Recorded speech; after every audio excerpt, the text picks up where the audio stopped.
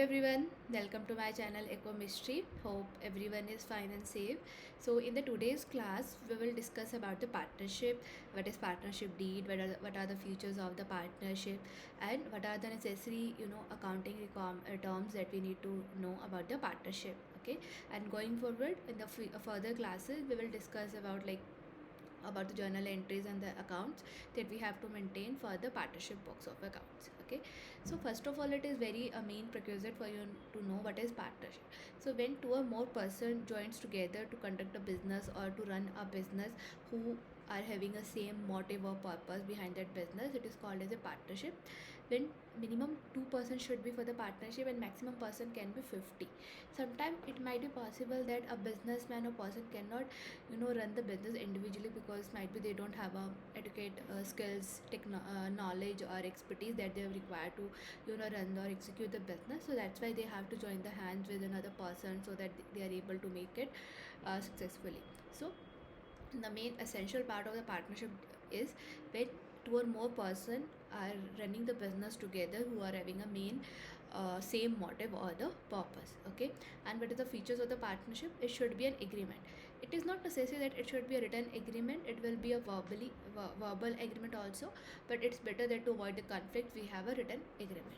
Okay, and also second thing is sharing of profits. There should be a specified profit sharing ratio in which they have to share their profit or losses. If it is not specifically mentioned somewhere, so that so in that case we need to share the profits or the losses in a equal ratio. Mutual agency, there should be a purpose behind that, like for executing the partnership there should be a profit generating motive why they are running the business. Unlimited liability, like similar to the partnership, sole proprietorship, they both the partners or all the partners are existing in a partnership, they have the unlimited liability. It means if something has to pay out of the firm, if the firm is not capable enough to pay, they don't if the firm is not in accurate financial position, then the partner has to pay out of his pocket against that liability.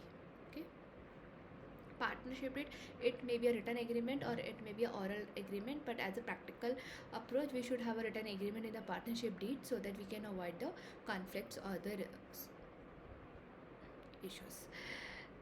Now, what are the important aspects that we need to know according to the partnership deed and according to the partnership act also? In India, we have a partnership act which governs the provision of the partnership, and partnership deed is also required according to that particular act. Okay, profit sharing ratio.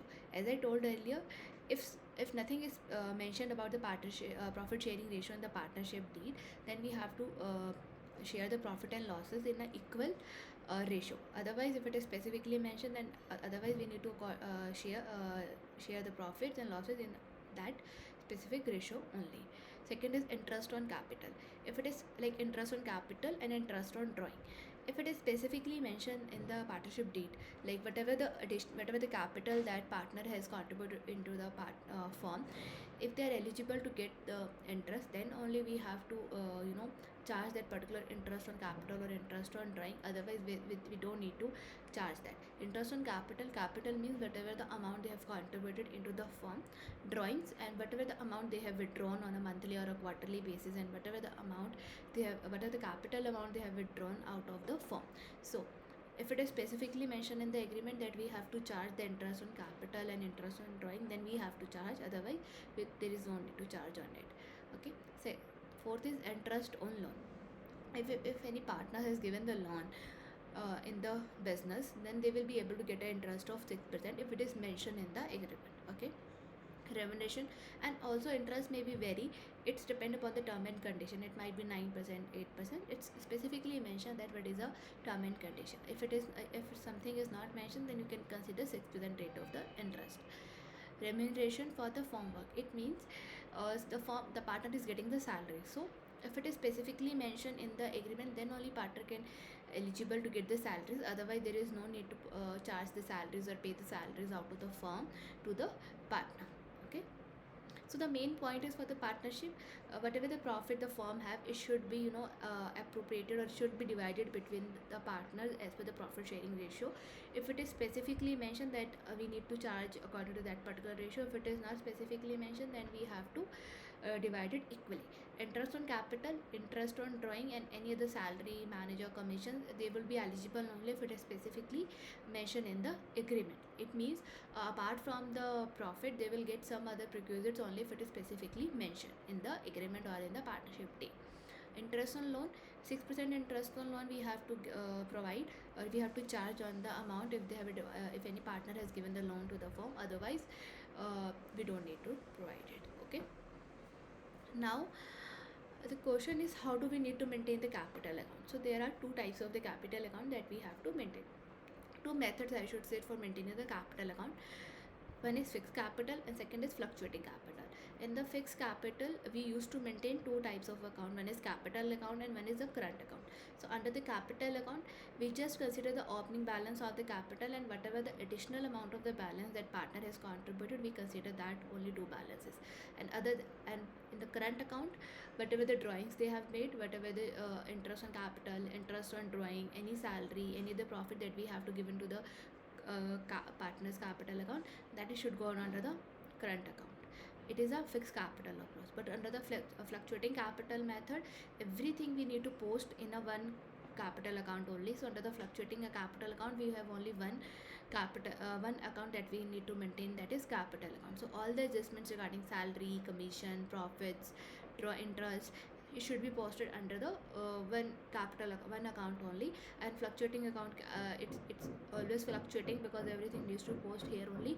The capital account balance under the fixed capital will not change until unless the partner has contributed additional capital, but the current account balance will also be fluctuated. Okay, the answer from both the methods should be same. Okay, now we will discuss about the journal entries. What are the journal entries that we have to post, right, while maintaining that? So first of all, whatever the profit loss account we have maintained, after that in the firm account we have to prepare a profit and loss appropriation account. In that account we have to charge the salaries of the partner, any commission if they are charging, if any interest on capital and interest on drawing. Okay, so it will also work on the similar method of the profit and loss account. Whatever the expenses we have according to the firm, it should be charged to the debit side, and whatever the income according to the firm, it should be credited with the credit side. Okay, so first of all, whatever the profit loss account balance we have, it should be transferred to the profit and loss appreciation account. So it means profit and loss account debit to profit and loss appropriation account, because income is transferring or profit is transferring to the another account, so it should be debit credit side.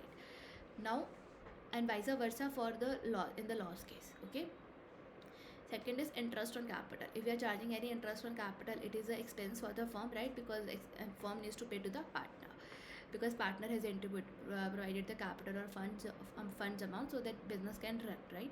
So interest on capital account debit to partner's capital account, and then interest on capital will be go to the profit and loss appropriation account in the debit side. So we can say profit and loss appropriation account to interest capital account. For the interest on drawing, it will be a vice versa for the interest on capital. So partner capital account to interest on drawing, that interest on drawing will be goes to the P&L appropriation account to the credit side. Okay, partner salary and partner commission, it will be a expense for the partner firm point of view. It should be debited in the profit and loss appreciation account, and in the capital account it should be credited because it is an income for the partners. Okay, and share of profit and loss after the application, whatever the delta we have after reducing all the expenses and including all the incomes, whatever we have to distribute to the between the partners, right?